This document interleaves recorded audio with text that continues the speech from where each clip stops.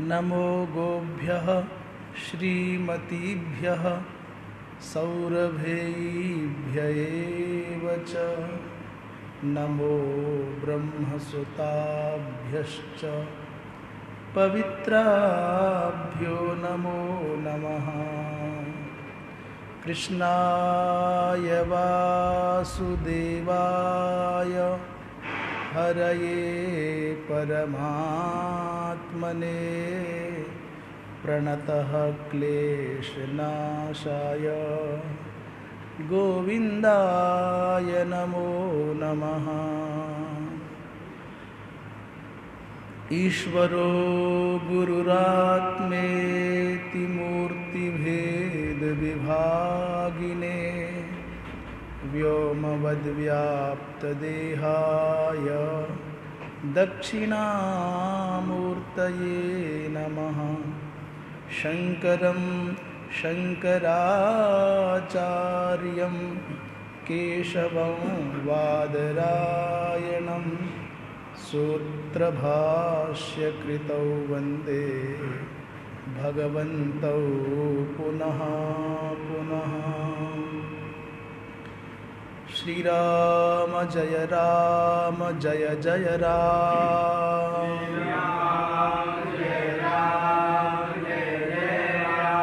श्रीराम जय राम जय जय राम। श्रीराम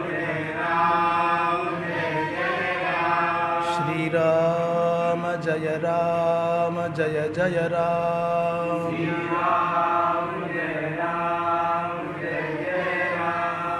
धर्म की अधर्म का प्राणियों में विश्व का गोहत्या गौ माता की परम पूज्य धर्म सम्राट स्वामी श्री करपात्री जी महाराज की पूज्यपाद सद्गुरुदेव भगवान की वृंदावन विहारी लाल की श्री वृंदावन धाम की यमुना मैया की श्री राधा रानी की हर हर महादेव। परम श्रद्धेय पूज्य स्वामी जी महाराज, आचार्य वृंद एवं आमुख पटल के माध्यम से तत्तद स्थानों पर आसीन होकर भगवद गीता के रस का आस्वादन करने में निरत सुधीजन, कल प्रसंग चल रहा था कि अनादि पाप वासना के प्रभाव से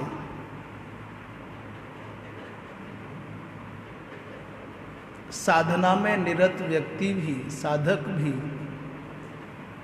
विषयों के ध्यान में प्रवृत्त हो जाता है और ये विषयों का ध्यान ही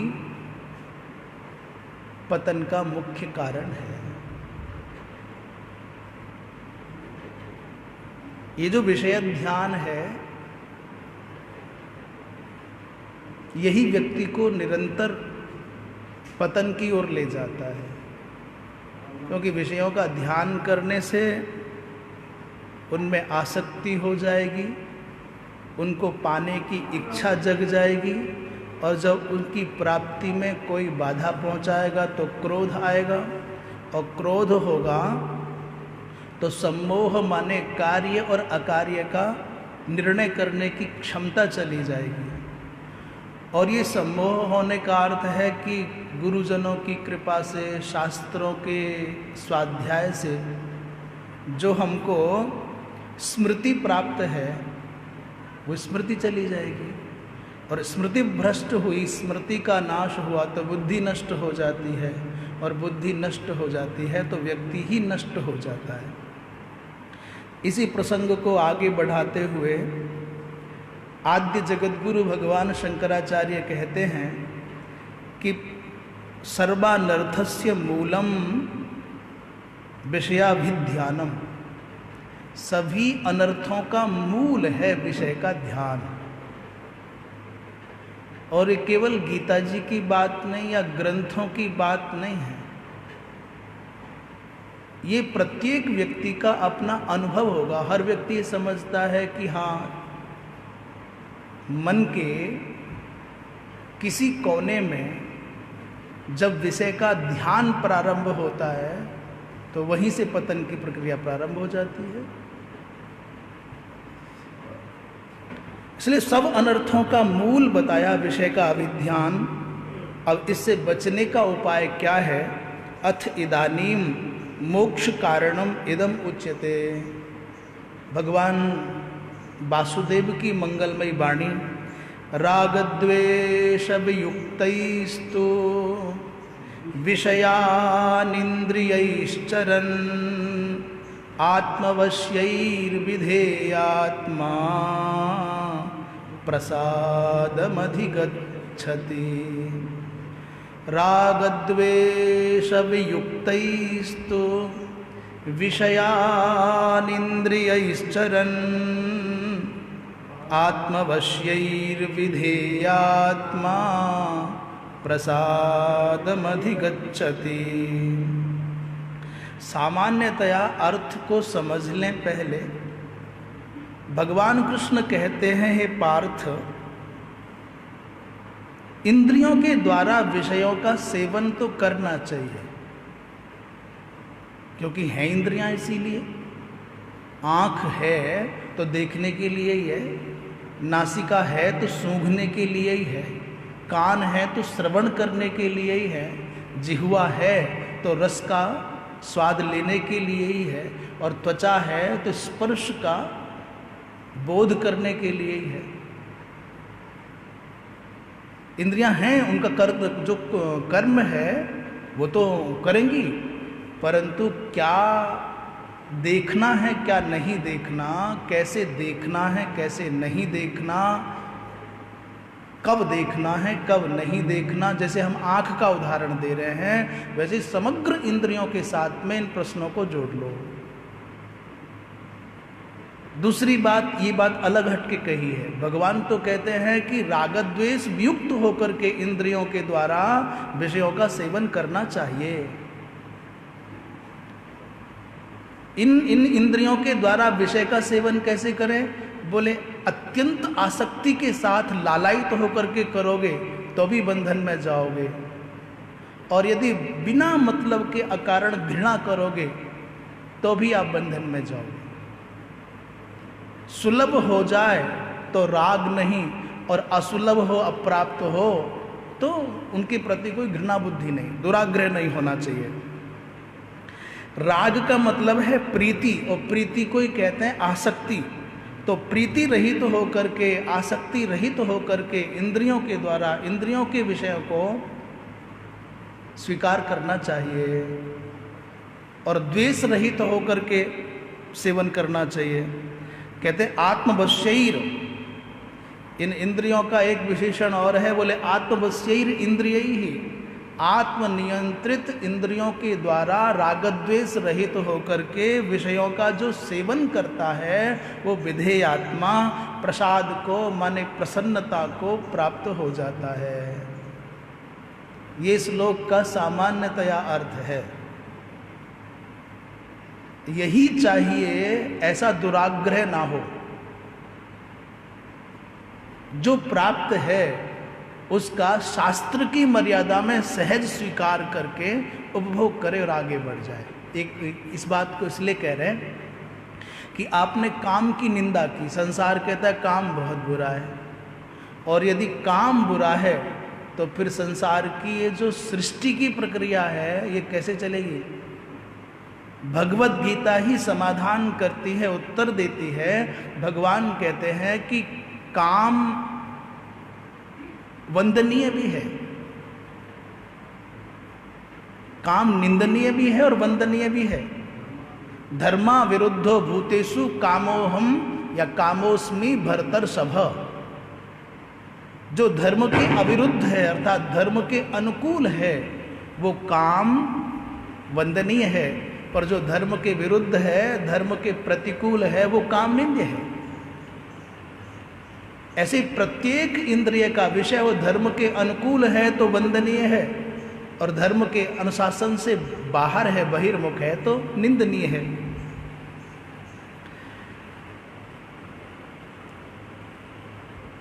भगवान भाष्यकार कह रहे हैं रागद्वेष वियुक्तई ही, ये जो शब्द आया है रागद्वेष वियुक्तई, उसका भाष्य करते हुए भगवान भाष्यकार कह रहे हैं कि रागद्वेष वियुक्तई माने रागश्च द्वेषश्च इति रागद्वेषौ, ये द्वंद्व समास कर दिया, रागश्च द्वेषश्च और मिला दो तो इति रागद्वेषौ, प्रथमा विभक्ति के द्विवचन में और द्वितीय विभक्ति के भी द्विवचन में रागद्वेषौ बनेगा। तो रागद्वेषौ ततः पुरस्सरा ही इंद्रियाणाम प्रवृत्ति स्वाभाविकी, या तो किसी से तुमको प्रेम होगा या किसी से घृणा होगी, या तो कुछ तुमको बहुत अच्छा लगेगा या बहुत बुरा लगेगा। किसी को देख करके आप हर्ष से, आनंद से उल्लसित हो जाते हैं, उठ के खड़े हो जाते हैं, दौड़ पड़ते हैं गले लगाने के लिए, और किसी को देख करके आप नजरें घुमा लेते हैं। ये है राग द्वेष। किसी को खिलाने के लिए आप बार बार मनोहार करते हैं कि नहीं कण भर खा लो, और किसी को देख करके थाली छुपा लेते हैं कि आ गया। यह है राग द्वेष।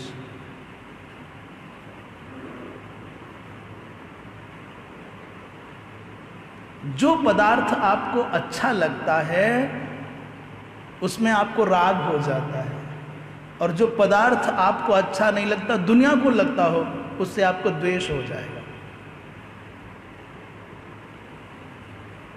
ऐसे ही प्रत्येक इंद्रिय के विषय में भी ऐसा ही है।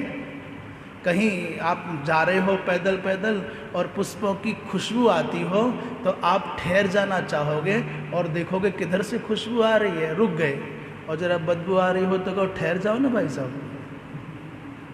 यह है राग द्वेष। मित्र की प्राप्ति में आपको राग का अनुभव होता है, आप ठहर जाते हो, पर शत्रु की प्राप्ति में आप नहीं ठहरते, भाग जाते हो। चाहे शरीर से भागो चाहे मन से भागो, आप हट जाओगे, वहां से रहना नहीं चाहोगे। अच्छा, सम्मान और अपमान में, दोनों में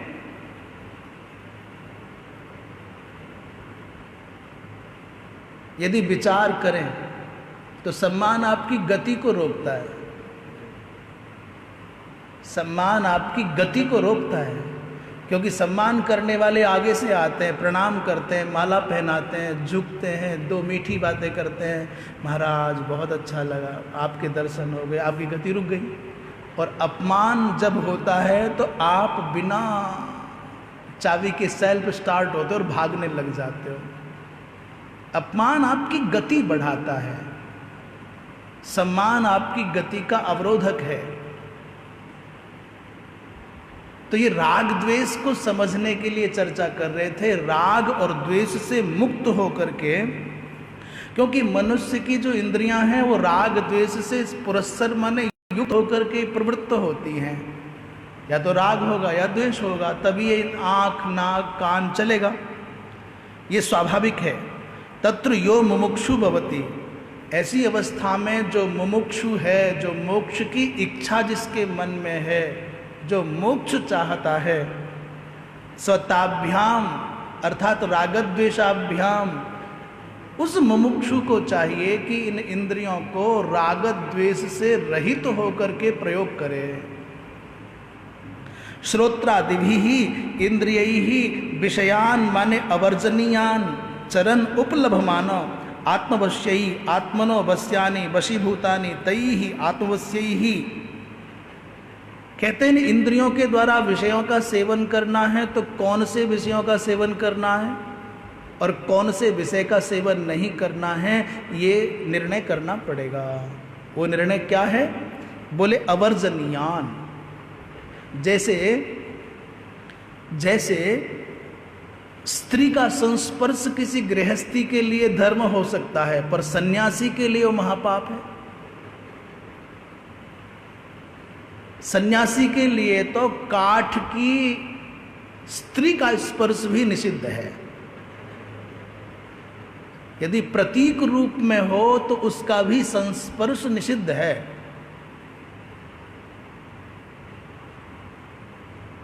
भिक्षा मांगना सन्यासी के लिए अमृत समान और धर्म होगा। एक ब्राह्मण के लिए जो साधना में डूबा हुआ है, जो साधक है, उनके लिए भिक्षा अमृत है, धर्म है। और भिक्षा के अन्न को अमृत कहा गया है। परंतु क्षत्रिय आदि के लिए याचना भिक्षा निषिद्ध है। इसीलिए भरत जी महाराज जब प्रयागराज में पहुंचे तो तीर्थराज प्रयाग की वंदना करते हुए मांग रहे हैं कुछ, और जब मांगने लगे भावावेश में तो अचानक उनको स्मरण हुआ, रे मैं तो ये मांगने की वृत्ति मेरे चित्त में आई कैसे, मैं तो क्षत्रिय हूं, और क्षत्रिय के लिए याचना तो अनर्थ है, निषिद्ध है। इसलिए उन्होंने कहा कि आरत काहन करहि कुकर्मो।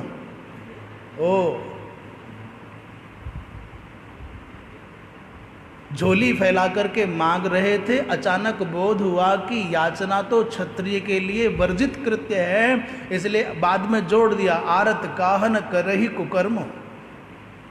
मैं आर्त हूं, और आर्त व्यक्ति कौन सा अनर्थ नहीं कर लेता, कौन सा कुकर्म नहीं कर लेता। इसलिए निषिद्ध होने पर भी मैं यद्यपि याचना जो की है बड़ी उत्तम की है, वहां भगवान के चरणों में प्रेम मांगा है, परंतु याचना क्षत्रिय का धर्म नहीं है। तो जो किसी के लिए विहित कृत्य है, धर्म है, वो किसी के लिए निषिद्ध भी है। इसलिए यहां एक शब्द का प्रयोग किया कि इंद्रियों के द्वारा विषयों का सेवन तो करें जो मुमुक्षु है, रागद्वेष रहित होकर के करे, पर कौन से विषय का, जो अवर्जनीय है, वर्जित का नहीं। जैसे सन्यासी के लिए धातु के पात्रों का प्रयोग वर्जित है, द्रव्य का स्वीकार करना वर्जित है, पर वो किसी व्यापारी के लिए वर्जित नहीं है, गृहस्थी के लिए वर्जित नहीं है। तो जिस हमारे कुल के अनुसार, हमारे वर्ण के अनुसार, हमारे आश्रम के अनुसार कौन सा कर्म विधेय कोटि में आता है और कौन सा निषेध कोटि में आता है, इसका भी ज्ञान होना चाहिए। जो अवर्जनीय है उसी का सेवन करे, आंख नाक कान आदि के द्वारा। आत्मवश्यई माने जो अपने नियंत्रण में इंद्रियां हैं, आत्मनो वश्यानि वशीभूतानि, ऐसी इंद्रियों के द्वारा इन सब का उपभोग करता हुआ जीवन धारण करने के लिए कहा कि अत्र आहारार्थम कर्म कुर्यात अनिंद्यम। इस संसार में जी रहे हो तो जीने के लिए खाना तो पड़ेगा ही, बिना भोजन के, बिना आहार के तो जीवन चलेगा नहीं। संसार में कोई भी जीव है, कीट पतंग से लेकर के श्रेष्ठतम मानवीय योनि में जीने वाले जीव की बात कर रहे हैं। सबको भोजन चाहिए, तो कहा कि भोजन तो चाहिए ना, आहार चाहिए, पर कैसा, बोले अनिंद्य। जिस आहार की निंदा शास्त्र करते हों, संत करते हों, शिष्ट करते हों, उस आहार को नहीं लेना चाहिए। अत्र आहारार्थम, जीविका चलाने के लिए अनिंदित कर्म करना चाहिए। पूछा भाई जीवन धारण करने की आवश्यकता क्या है? अत्र आहारार्थम कर्म कुर्याद अनिंद्यम। तो जीवन क्यों धारण करें? बोले तत्व जिज्ञासा के लिए।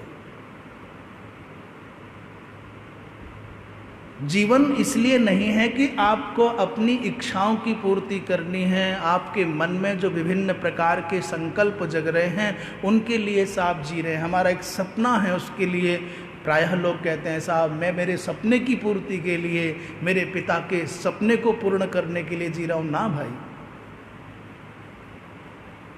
जीवन तो तत्व जिज्ञासा के लिए होना चाहिए, तत्व की प्राप्ति के लिए होना चाहिए।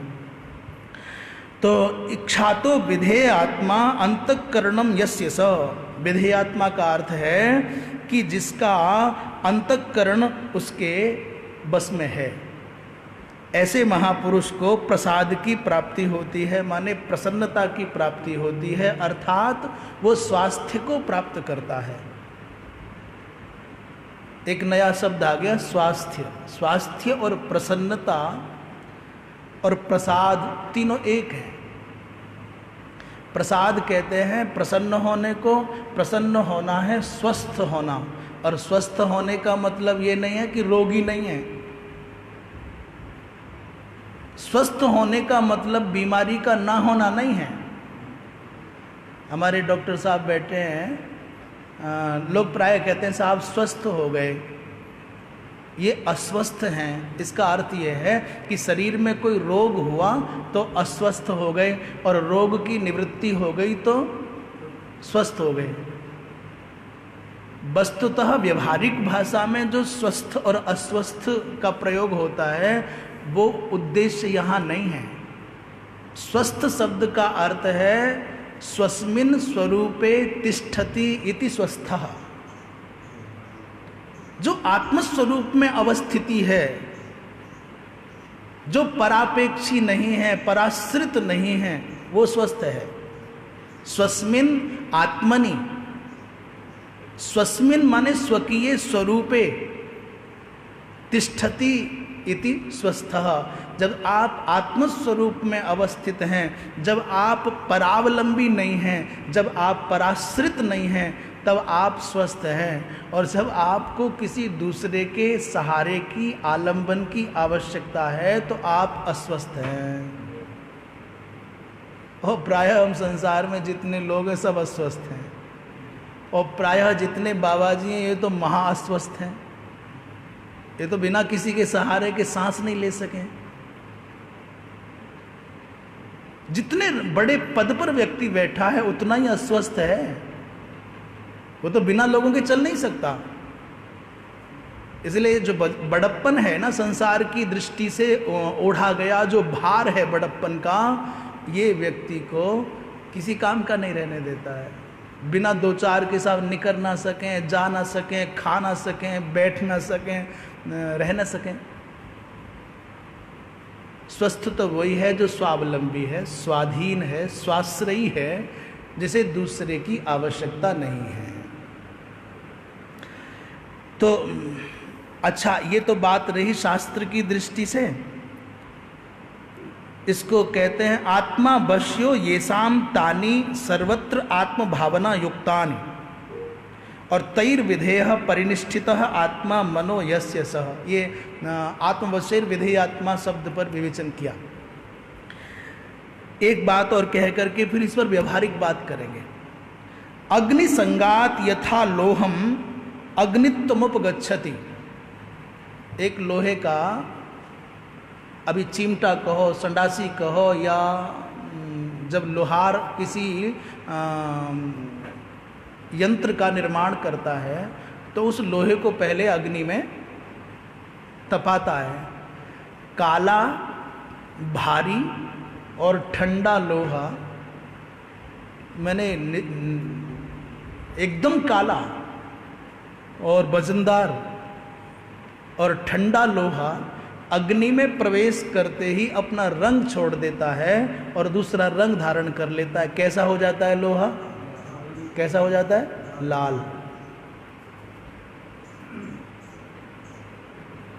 और वो ठंडा नहीं रह जाता। अग्नि के संसर्ग से लोहा इतना गर्म हो जाता है, इतना गर्म हो जाता है, एक बार को कोयला की आग आपको नहीं जलावे, पर लोहे से छू जाओगे तो आप बच नहीं पाओगे।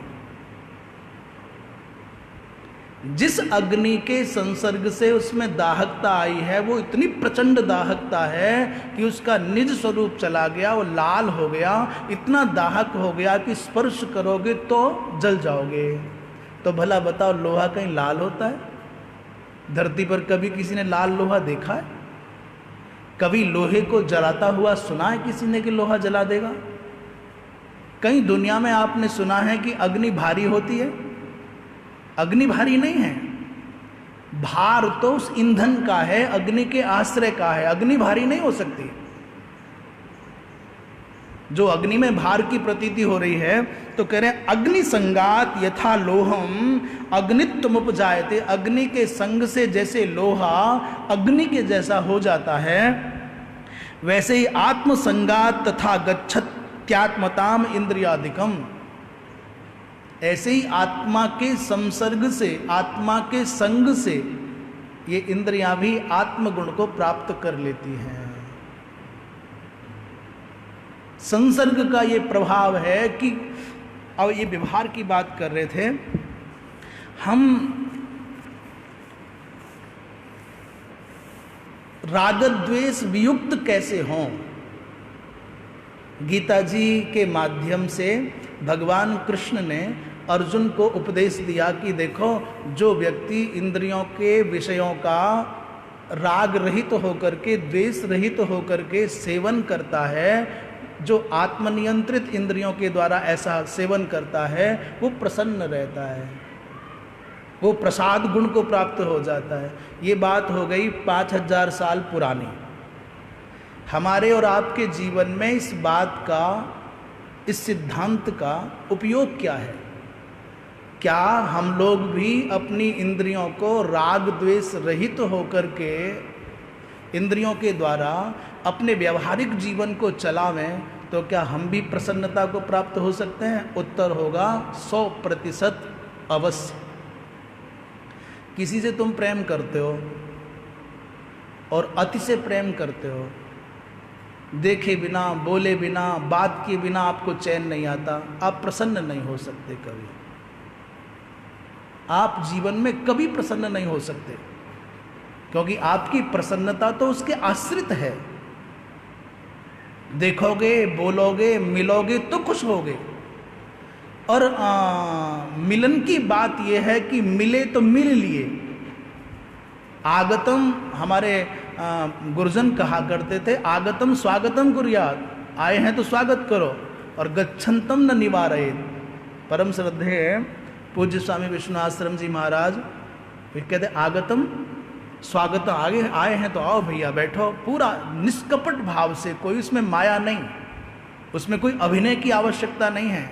आए तो जितना तुम्हारे पास में सामर्थ्य है, प्रेम है, उदारता है, सामर्थ्य भगवान ने दी है, स्वागत करो, सम्मान करो। वो कहे जा रहे हैं, अच्छा भैया ठीक से जाना, खाना खा लो, किराया है। और पूज्य महाराज श्री जी ऐसा अवश्य करते थे कि जाने वाले व्यक्ति को किराया जरूर दिलवाते थे प्रायः। तो आने पर किसी का निरादर न हो, सम्मान होना चाहिए। और जाने लगे तो आसक्ति के कारण रोको मत कि जा मत, अरे भाई तुम चले जाओगे तो। जो व्यक्ति किसी के आने से प्रीति का अनुभव अधिक करेगा, आसक्ति का अनुभव अधिक करेगा, वो निश्चित रूप से जाने पर दुख का अनुभव भी करेगा। इसके बीच का मार्ग है, आने पर अपने कर्तव्य का निर्वाह करे, स्वागत करे, सम्मान करे, सुविधा दे, और जाने लग जाए तो शुभकामनाओं के सहित विदाई करे कि भाई बहुत अच्छा, तुम्हारा मार्ग प्रशस्त हो, सुखपूर्वक अपने गंतव्य को प्राप्त करो। आसक्ति नहीं होनी चाहिए। सुस्वादु व्यंजनों में रति हो गई आपकी कि वही भोजन चाहिए, वैसा ही चाहिए, तो आप कभी प्रसन्न नहीं हो पाओगे। जब जब वो नहीं मिलेगा तब तब आप खिन्नता व्यक्त करोगे। गरम मिला कि ठंडा मिला, कि नमक था कि नहीं था, अच्छा था कि बुरा था, जो मिले जब मिले स्वाहा कर लो, जय जय। हवन ही तो करना है।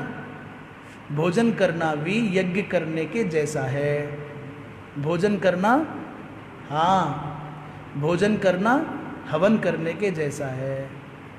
भोजन करना क्या है? यज्ञ करने के जैसा है। बस अंतर इतना है, हवन करते हैं तो आहुति ऐसे डालनी पड़ती है, और भोजन करते हैं तो आहुति ऐसे डालनी पड़ती है। यज्ञ करते हैं तो वहाँ भी हवन कुंड होता है और यहाँ भी हवन कुंड है। उस हवन कुंड का मुख जैसे होता है वैसे इस हवन कुंड का मुख ये है। जैसे हवन कुंड में आग जलती रहती है, वैसे इस हवन कुंड में भी आग जलती है। वहाँ की आग दिखती है, यहाँ की आग नहीं दिखती, पर पचाती पक्का है। और गजब की बात बताऊं कि जिस दाल को, जिस सब्जी को ये तुम्हारे कुकर में पकाने पर भी अग्नि नहीं पका पाती, ये अंदर की आग इतनी सॉलिड है, परमात्मा की जलाई हुई ये धधकती आग ऐसी है कि तुम पत्थर भी खाओगे तो वो भी पच करके बाहर आएगा। आप कच्चा चावल खा जाओ, दाल खा जाओ, मजाल है जो कच्चा निकल करके बाहर आ जाए, पक्का ही आएगा। कुकर की 10 सीटियां खाली जा सकती हैं, पर ये खाली नहीं जाएगा मामला। यदि भोजन भी यज्ञ की बुद्धि से किया जाए, इसलिए ब्रह्मार्पणम ब्रह्म हविर ब्रह्माग्नौ ब्रह्मणाहुतम, तो ब्रह्मैव तेन गंतव्यम ब्रह्म कर्म समाधिना। ये भोजन करना भी भजन बन जाएगा, भोजन करना भी यजन बन जाएगा, भोजन करना भी हवन बन जाएगा। पर आपकी भोजन के समय पर केवल देह पोषण की वृत्ति न हो, भगवत तृप्ति के लिए हो। इसलिए भगवान ने कहा पचाम्यन्नम चतुर्विधम अहम वैश्वा नरो भूत्वा प्राणिनाम देहमाश्रितः प्राणापान समायुक्तो पचाम्यन्नम चतुर्विधम। इसलिए भोजन बनाना भी भजन है। आपने अपने लिए भोजन बनाया या 2-4 किसी के लिए भोजन बनाया या 1000-2000 के लिए भोजन बनाया या 1,00,000-2 लाख के लिए भोजन बनाया, तो आप मजदूर हैं। खुद एक के लिए बनाओ चाहे 1 करोड़ के लिए बनाओ, आप केवल छोटे या बड़े मजदूर हैं। और आपने वही प्रसादी बनाई ठाकुर के लिए, अपने प्रभु के लिए प्रसाद बनाया, तो आप फिर भोजन बनाने वाले पाचक नहीं, आप भगवान के पार्षद हैं। हमने तो भोजन जो निर्माण किया है भगवत स्मरण भगवत ध्यान के सहित, वो भगवान का नैवेद्य तैयार किया है, भगवान का प्रसाद तैयार किया है, और भगवान को लग गया भोग। अब भगवान के उस प्रसाद को चाहे 1 खावे चाहे 1,00,000 खावे, अच्छा व्यक्ति खावे चाहे बुरा खावे, हमको क्या। जगन्नाथ भगवान का कुंटलों चावल भोग लगता है, बाद में कहाँ बंटता है, कितने लोग खाते हैं, इससे किसी को क्या। मेरा दायित्व तो है कि भगवान का प्रसाद तैयार करके भोग इसलिए भोजन को जो लोग काम समझते हैं, भोजन को जो भार समझते हैं इस धरती पर, वो सबसे ज्यादा दया के पात्र हैं। जैसे भोजन करना हवन करना है, वैसे भोजन बनाना भजन करना है, पर वृत्ति का फर्क है, चिंतन का फर्क है। ये समझ में आ जाए कि ये जो प्रसादी बन रही है ये मेरे ठाकुर की है। ये मत देखो कि कौन खाएगा। आस्तिक जैसे सूर्य नहीं देखता कि ये प्रकाश आस्तिक को जाता है कि नास्तिक को जाता है, जैसे पुष्प ये विचार नहीं करता कि मेरी खुशबू अच्छा आदमी लेता है कि बुरा आदमी लेता है, वैसे ही प्रसाद को कोई पावे, पर मेरा तो भजन हो गया, भगवान तक मेरी सेवा पहुंच गई। तो विचार करना होगा कि क्या हम इस पद्धति से अपने जीवन को परिष्कृत कर सकते हैं कि राग रहित होकर के, द्वेष रहित होकर के हम प्रेम भी कर सकते हैं, हम जीवन का निर्वाह भी कर सकते हैं। अंधे मत बनो, विवेकशील होकर के जीवन के दायित्वों का निर्वाह करो और आगे बढ़ जाओ, तो प्रसन्न रहोगे। आपने आग्रही बनकर के कहा यही चाहिए और चाहिए ही, तो आप कभी चैन से नहीं बैठोगे, आप पराधीन हो जाओगे। इसलिए व्यक्ति के साथ, वस्तु के साथ, और प्रायः हम इस बात को जब भी कहते हैं तो 3 बातें कहते हैं, वस्तु, व्यक्ति और स्थान। चाहे कोई व्यक्ति हो, चाहे कुछ वस्तु हो, चाहे कोई स्थान हो, इनमें राग मत रखो। जैसे जैसे चूहे के द्वारा बनाए गए बिल में सर्प रहता है, वैसे ही जब तक तुम्हारा समय कहता है रहो, और बाकी राम राम। जैसे होटल के कमरे को बुक कोई करावे, तुम रात गुजारते हो, सवेरे चल पड़ते हो, इतना ही केवल राग रहे, इतना ही केवल संबंध रहे कि रात भर गुजारनी है। घर हो या धर्मशाला, उसको धर्मशाला की बुद्धि से ही मानो, होटल के कमरे की भावना से मानो। जब तक रहो साफ सुथरा रखो, ठीक ठाक रखो, और जब छूट जाए तो जयराम जी के आगे बढ़ जाओ। राग मत करो, ऐसे द्वेष भी मत करो, निंदा भी मत करो, घृणा भी मत करो, न वस्तु से, न व्यक्ति से, न स्थान से।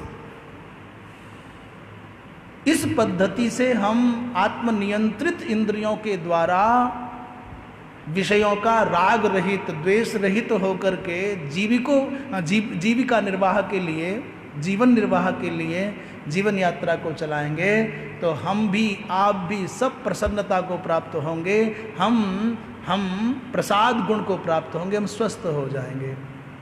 और ऐसा जियोगे तो जीवन में कभी आपको रोने की, आंसू गिराने की आवश्यकता नहीं पड़ेगी। ऐसा करके जियोगे तो कभी आपके मन में ये विचार नहीं आएगा कि सब लुट गया, सब मिट गया, अरे अब मैं मर गया, मैं मर जाऊं। इसलिए प्रसन्नता को प्राप्त करने का मंत्र दिया। प्रश्न कर रहे हैं, चलो प्रसन्नता प्राप्त हो गई तो प्रसन्नता प्राप्त होने पर क्या होगा? आपने कहा साहब ऐसा करोगे तो प्रसाद गुण की प्राप्ति होगी, प्रसन्नता की प्राप्ति होगी। प्रसन्नता मिल गई तो क्या होगा? प्रसादे सति किम स्यात् इति उच्यते। अब बताते हैं, प्रसादे सर्व दुखानां हानिरस्योपजायते प्रसन्न चेतसो याशु बुद्धिः पर्यवतिष्ठते। प्रसादे सर्वदुःखानां हानिरस्योपजायते प्रसन्नचेतसो ह्याशु बुद्धिः पर्यवतिष्ठते। कह रहे भाई, प्रसाद अवस्था प्राप्त होने पर अस्य माने यते है, यस्य माने अस्य माने साधकस्य, और अस्य का अर्थ माने जो राग द्वेष रहित होकर के आत्मनियंत्रित इंद्रियों के द्वारा इन विषयों का सेवन करता है, उसके तुम भी हो जाओगे। केवल यति और साधक समझ सुन करके घबराना मत। जो भी व्यक्ति पूर्व श्लोक के द्वारा वर्णित विषय का अनुसरण करता है, वो अस्य का मतलब है ये, जो व्यक्ति प्रसाद अवस्था को प्राप्त होता है उस व्यक्ति के सब प्रकार के दुखों की निवृत्ति हो जाती है। मुझसे कोई कहे कि महाराज दुख से बचना चाहते हैं, तो मैं एक ही बात कहूंगा, राग द्वेष रहित हो जाओ, तुम्हारे सब दुख अपने आप मिट जाएंगे। कुछ भी नहीं करना है, कुछ भी नहीं करना है। और जब तक राग द्वेष नहीं मिटेगा तब तक ये दुख नहीं मिटने वाला, और जब तक ये नहीं मिटने वाला तब तक इस संसार की निवृत्ति नहीं होने वाली। कई बार कहते हैं साहब बहुत सब कुछ ठीक है, घरऊ ठीक है, ग्रामीण लोग आते हैं, साहब घरऊ सब कुछ ठीक है, और पैसा धेला भी सब बढ़िया है, तबीयत पानी भी सब ठीक ठाक है, पर पतो नहीं कहाँ बात है, मन नहीं, चैन नहीं है, या बेचैनी को कारण समझ में नहीं आवे। कुछ नहीं है, आपके चित्त में राग द्वेष नाम के दो कीटाणु ऐसे वायरस पैदा हो गए हैं जो आपको कभी चैन से नहीं बैठने देंगे, कभी शांति से नहीं बैठने देंगे, और कभी आपको खुश नहीं होने देंगे।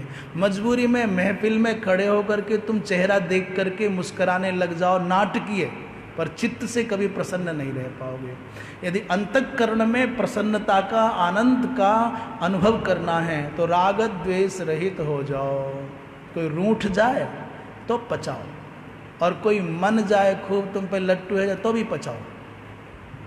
यानी कोई प्रशंसा कर रहा है, कोई तुम पर लट्टू हो रहा है, तुम ही पागल हुए जा रहे हो, साहब मेरा भक्त बन गया है, और कोई एकाध भीड़ में से रूठ करके, नाराज होकर के दो अपशब्द कह करके आगे या पीछे चला गया है, तो भी बेचैन मत हो। इस दुनिया में तो कोई आएगा और कोई जाएगा। इस दुनिया का संतुलन परमात्मा को बनाना है, इसमें कोई आ रहा है कोई जा रहा है, ये नियम है। जाएंगे नहीं तो इतनी भीड़ हो जाएगी, दुनिया डूब मरेगी, धरती डूब जाएगी। इसलिए भगवान उठाते भी रहते हैं और भेजते भी रहते हैं, ये बराबर चलता रहता है। इसलिए संतुलन बनाना चाहिए, क्योंकि प्रसन्नता वो तभी आएगी जब राग द्वेष रहित हो जाओगे, और राग द्वेष रहित होते ही आपके दुखों की निवृत्ति हो जाएगी। जो प्रसन्न चित्त वाला व्यक्ति है उसी की बुद्धि स्थित है, वही स्थित प्रज्ञ है, वही स्थिर बुद्धि वाला है। अच्छा, जो प्रसन्न नहीं है अंदर से या अंदर बाहर दोनों ओर से, जो प्रसन्न नहीं है, मैं सत्य कहता हूं, जो प्रसन्न नहीं है उसका निर्णय कभी ठीक नहीं होगा। जो प्रसन्न नहीं है वो कभी निर्माण नहीं कर पाएगा, सृजन नहीं कर पाएगा, विध्वंस करेगा। आज तक धरती पर जितना भी सृजन हुआ, जितना भी निर्माण हुआ, कविता जगी, चित्र ने जन्म लिया, कविता ने जन्म लिया, या भव्य भवन बने, ये प्रसन्नता के सृजन हैं, अप्रसन्नता के नहीं। उद्वेग में, खिन्नता में, खीज में, क्रोध में व्यक्ति विध्वंस करता है, विनाश करता है, तोड़ता है। प्रसन्न व्यक्ति तोड़ता नहीं है, निर्माण करता है। जो प्रसन्न चित्त वाला है उसी की बुद्धि पर्यवतिष्ठते माने निश्चला भवति। बोले नाना विद दुखाभिभूतत्वात् न स्वास्थ्यम आस्थातुम शक्यम इत्याशयेन। संसार में विभिन्न प्रकार के दुखों से अभिभूत होने के कारण व्यक्ति स्वस्थ नहीं रह सकता, और स्वस्थ रहने का अर्थ है माने प्रसन्न रहना। वो कब संभव है? जब राग द्वेष रहित होकर के आप जीवन जियोगे तब। भगवान भाष्यकार कह रहे हैं प्रसादे सर्व दुखानाम माने आध्यात्मिक आदि जो पीछे 3 प्रकार के दुखों की चर्चा करके आए हैं, पीछे आया ना एक श्लोक में त्रिविध दुखों की चर्चा हुई थी। दुखेषु अनुद्विग्न मनाः सुखेषु विगत स्पृह, वहाँ की। तो आध्यात्मिक आदि सभी प्रकार के, उन 3 प्रकार के दुखों का विनाश हो जाता है इस यति के चित्त से। किंच प्रसन्न चेतसः, अर्थात जो स्वस्थ अंतःकरण वाला है, यस्मात् आशु शीघ्रम, उसी की बुद्धि, आशु माने शीघ्र, पर्यवतिष्ठते माने आकाश इव, आकाशम इव, आकाश के समान, परि माने समन्तात, अवतिष्ठते माने आत्मस्वरूपेण, आत्मस्वरूप से, एव निश्चली भवति, जैसे आकाश सर्वव्यापक होकर के स्थित रहता है, ऐसे ही उस व्यक्ति की बुद्धि भी स्थिर हो जाती है, फिर वो चलायमान नहीं होती। जैसे बादलों के आने जाने से, धूल के छाने से आकाश पर कोई फर्क नहीं पड़ता है। आकाश का इस बादल से, इस धूल से कुछ लेना देना नहीं है। जैसे संसार के रज से, विराग से, द्वेष से, दुख से आपकी बुद्धि निश्चल हो जाएगी, निष्प्रभावी हो जाएगी। एवं प्रसन्न चेतसः, जो प्रसन्न चित्त वाला है अर्थात जो अवस्थित बुद्धि वाला है, कृतकृत्यतया यतः तस्मात् रागद्वेष वियुक्तैः इंद्रियैः शास्त्राविरुद्धेषु अवर्जनीयेषु युक्तः समाचरेत् इति वाक्यार्थः। कहते हैं प्रसन्न चेतसा ऐसा जो कहा, इसकी बुद्धि निश्चल हो जाती है, इसका अभिप्राय क्या है उसे बता रहे हैं। जो प्रसन्न चित्त है, जो स्थिर बुद्धि वाले हैं, जो कृतकृत्यता को प्राप्त हो गए हैं, महाराज उन्हीं लोगों की जीवन यात्रा सार्थक है। उन्हीं लोगों का जीवन जिस उद्देश्य के लिए मानव शरीर प्राप्त होता है, उस उद्देश्य को प्राप्त करके धन्य हो जाता है। अतः इसीलिए साधक पुरुषः, साधक पुरुष को चाहिए कि रागद्वेष रहित होकर के शास्त्र के द्वारा जिन विषयों का निषेध किया गया है उनको त्याग करके और जो जीवन के उपयोगी विषय हैं उनका सेवन करते हुए यात्रा को पूर्ण करना चाहिए। तो आज 2 श्लोकों के माध्यम से, एक तो पहला रागद्वेष वियुक्तैस्तु विषयानिंद्रियैश्चरन् आत्मवश्यैर्विधेयात्मा प्रसाद मधिगच्छति, और दूसरा प्रसादे सर्व दुखानां हानिरस्योपजायते प्रसन्न चेतसो ह्यासो बुद्धि पर्यवतिष्ठते। यद्यपि इससे अगला जो श्लोक है वो इससे जुड़ा हुआ है। समय कितना हो गया है? हो गया। तो सा इयं प्रसन्नता, अब उसी प्रसन्नता की स्तुति कर रहे हैं, प्रशंसा कर रहे हैं। ये भगवान भाष्यकार की वाणी है और श्लोक का स्मरण करके विराम दें। वो क्या है प्रसन्नता की स्तुति? भगवान कहते हैं नास्ति बुद्धिरयुक्तस्य न चायुक्तस्य भावना न चाभावयतः शांति रशान्तस्य कुतः सुखम्। नास्ति बुद्धिरयुक्तस्य न चायुक्तस्य भावना न चाभावयतः शांति रशान्तस्य कुतः सुखम्। इसका सामान्य अर्थ समझ लें। जो अयुक्त है अर्थात जो अवशीकृत इंद्रियों वाला है, अनियंत्रित इंद्रियों वाला है, जो विक्षिप्त चित्त वाला है, उसको बुद्धि प्राप्त नहीं हो सकती। और न च अयुक्तस्य भावना, जो अयुक्त है उसको भावना माने आत्मज्ञानार्थ अभिनिवेश भी प्राप्त नहीं होगा।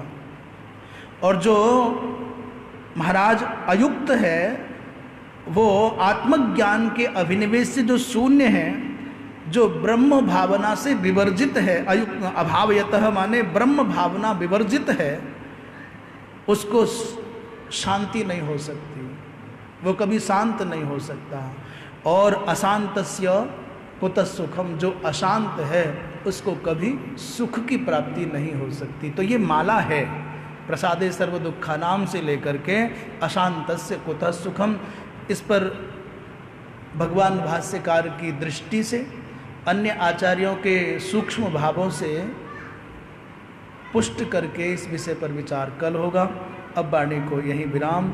धर्म की, अधर्म का, प्राणियों में, विश्व का, गो हत्या, गौ माता की, परम पूज्य धर्म सम्राट स्वामी श्री करपात्री जी महाराज की, ब्रजमंडल धाम की, वृंदावन धाम की, कृष्ण कन्हैया लाल की। हर हर महादेव। पूर्णमदः पूर्णमिदं पूर्णात् पूर्णमुदच्यते पूर्णस्य पूर्णमादाय पूर्णमेवावशिष्यते। सर्वे भवन्तु सुखिनः, सर्वे सन्तु निरामयाः, सर्वे भद्राणि पश्यन्तु, मा कश्चित् दुःखभाग् भवेत्। नारायण।